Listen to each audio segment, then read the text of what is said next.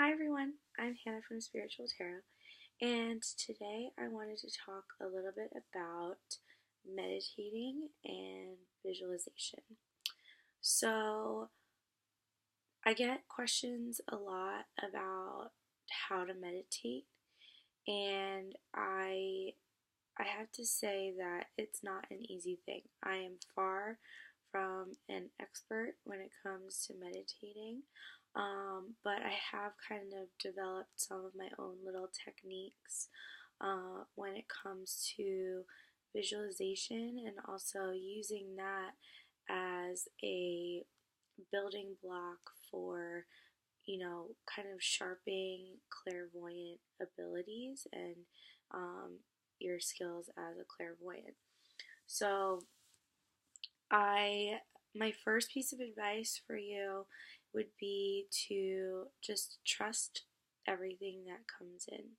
I think the biggest kind of roadblock that a lot of people experience when they're trying to develop their clairvoyance is just simply that they don't believe that it's real. They don't believe that what they're actually seeing is truly a message from spirit.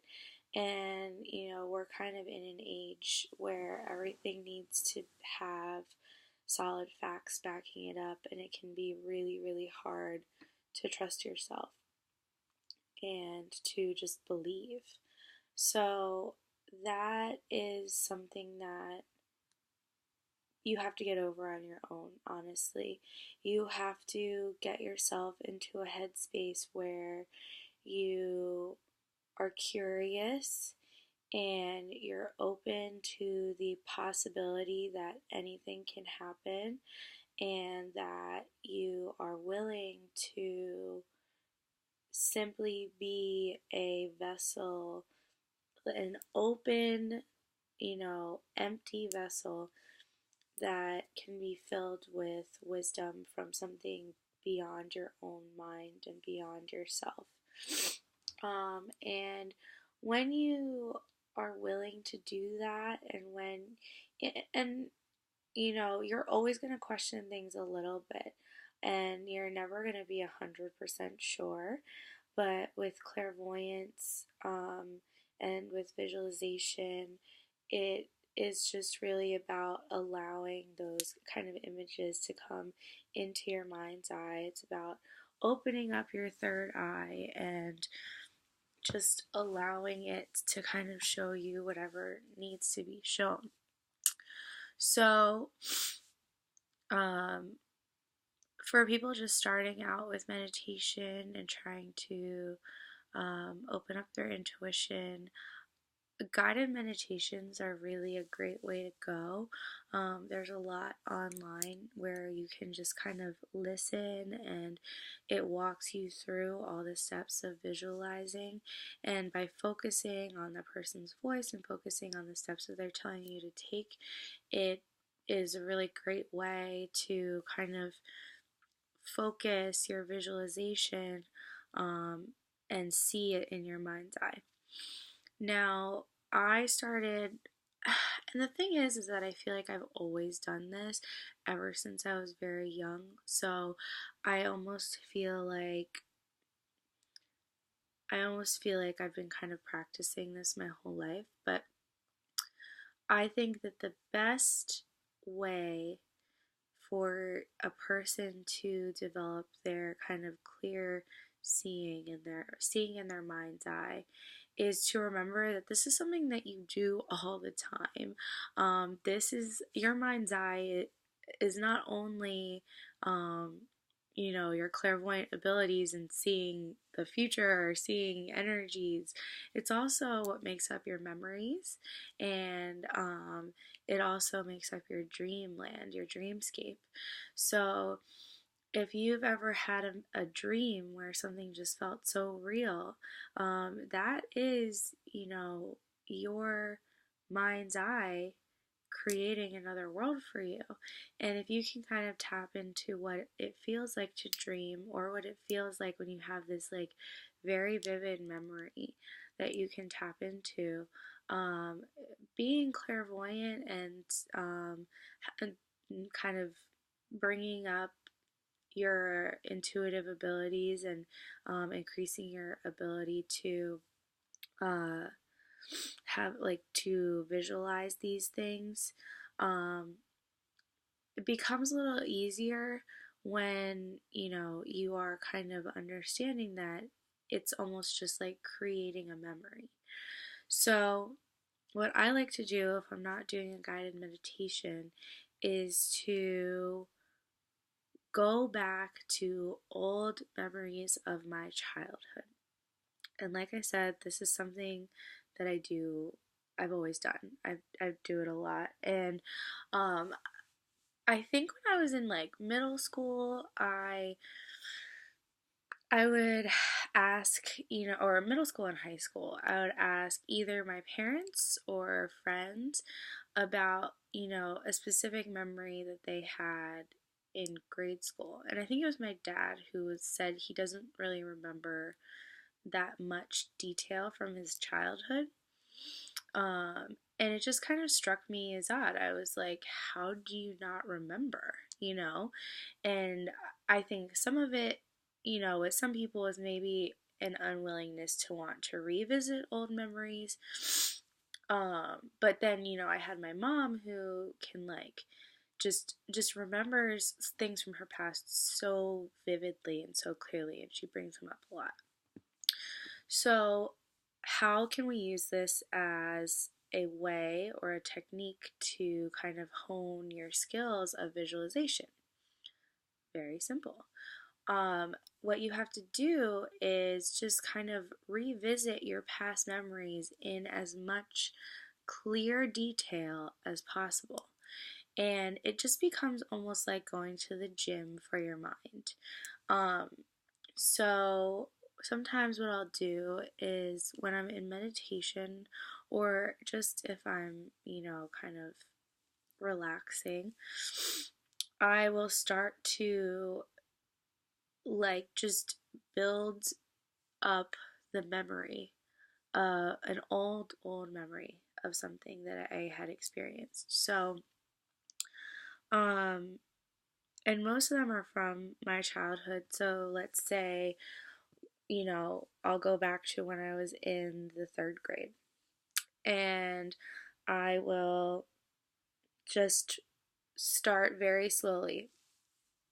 I will remember the room where my classes were and how the desks were organized and what my desk looked like. And if I can visualize what maybe one of my textbooks looked like or one of the pages in my notebook, I will remember the smells. I'm huge with like other senses, so smells are huge, like kind of memory. They'll like kind of remind me of specific events in my life, so I will remember the smells of the classroom. Maybe the teacher. I'm usually not good with names, so I won't, but really necessarily remember her name. But let's say I remember the outfits that she wore, or the way she used to write on the board, or um, the posters that were hanging on the walls. And I will just sit there and just basically build that world around me in my mind's eye. And you have to be patient, but it is unbelievable the things that you will remember that you didn't even knew you remembered. And when you do that, what you're doing is you are just kind of flexing that muscle, the muscle of your mind, and you're allowing your mind to kind of build some confidence when it comes to visualizing things. And by doing that, you when you do go to kind of visualize in more of a divinatory way, it will feel much easier because you will be able to kind of create and project that spirit world, or the world that you're looking into in your mind's eye, much easier. So and there's so many benefits, I feel like, to doing this, and I think I'm going to talk about it more, just kind of diving into childhood memories and those little details, because there's just so much that you can understand about yourself, um, by revisiting these memories that you have. This also could be really helpful if you're doing shadow work, if you are kind of understanding triggers for yourself, or just parts of yourself that you're just not maybe okay with. Um, Going back, and I'm not saying you need to live in the past, and I'm not saying you need to revisit terrible, memories. I think revisiting pleasant ones are the best, and where you're going to really see your memory and visualization techniques improve by leaps and bounds, because you are visualizing happy things, and you're kind of connecting with your younger self, and that is going to bring you healing. You're going to be a more well-rounded and kind of centered person, because you remember who you were, and you're going to be able to kind of grow with that. I think the biggest thing for me when I started doing that is I kind of remembered things that I really loved as a child that I had forgotten about. I started remembering just how connected I was to nature. Um, right now, like ever since I was maybe in college, I haven't really been like a nature person.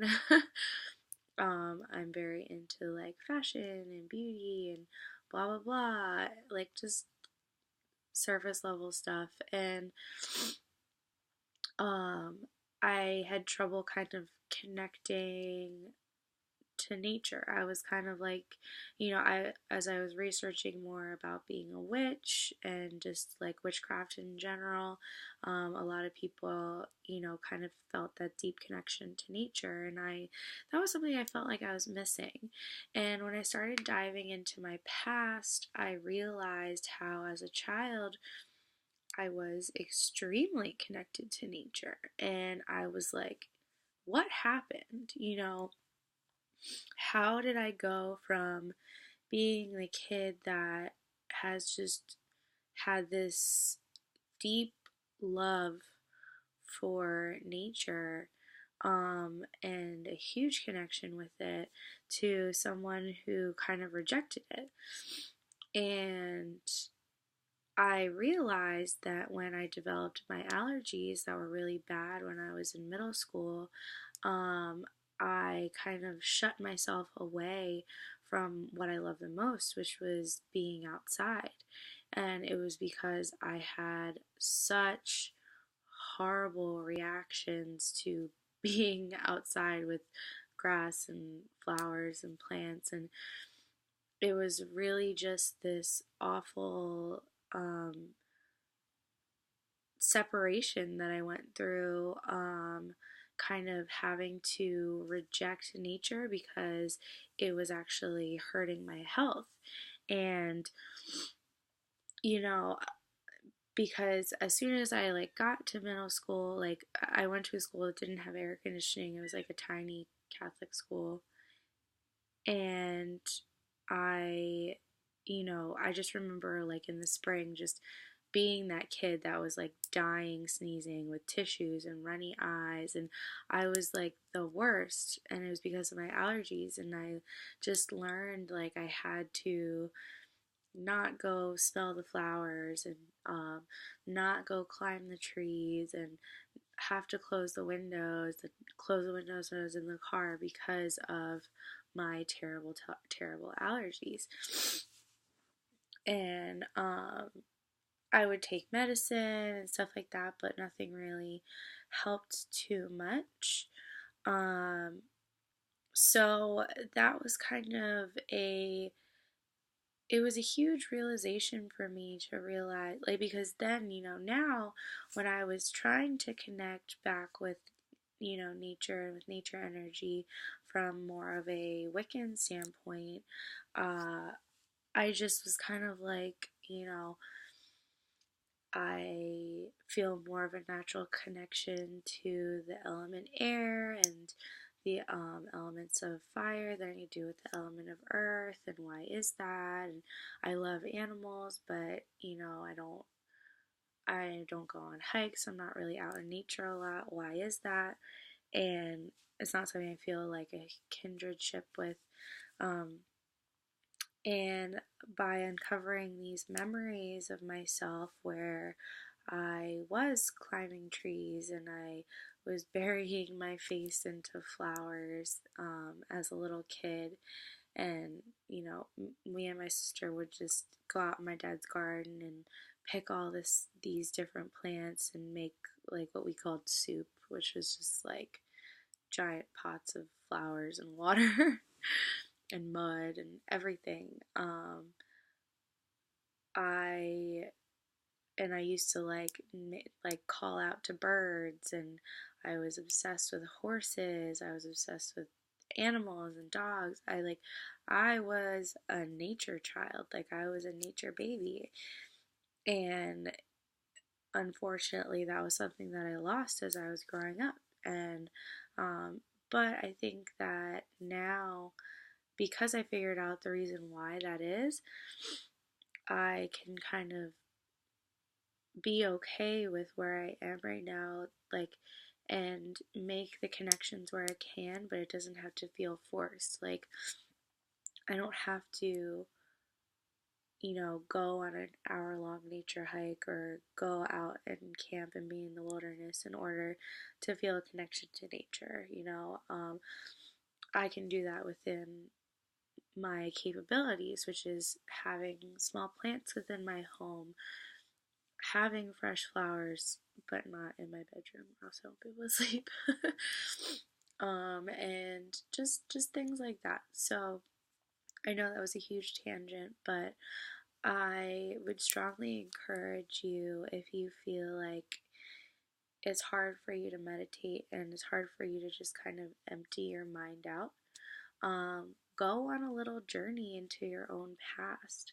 Um, like I said, you can either go back to a specific grade, maybe the first day of school, of kindergarten or first grade, your first day of high school. It could be your birthday when you turn 10 or 15, and just reliving those moments. And like if you're in a room, let's say, just trying to remember all the details of the things that were around you. What did it smell like? What did it feel like? What were you touching? What were you wearing? Who were you with? Do you remember their faces? Do you remember what they were wearing or talking about or looking like? And you will just be amazed at the things that you do remember that just haven't been a priority for you to remember anymore. Like your brain has to prioritize all the information that's coming into you.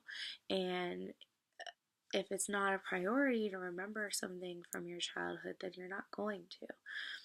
But it's really helpful because you can visualize these things. You will learn about yourself in the past, and there's just you're just going to make that connection to yourself and to your past, and there's always something to learn from that. Don't be the person that forgets kind of where they came from, especially now that things are changing so fast. Like I just remember when I was a kid, which wasn't that long ago, how there were no cell phones and the computers were huge and phones were connected to the walls.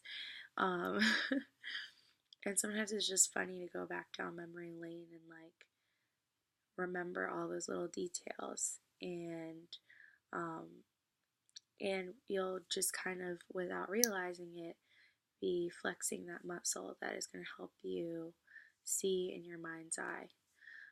So I really hope you guys enjoyed this video, and I will see you in the next one.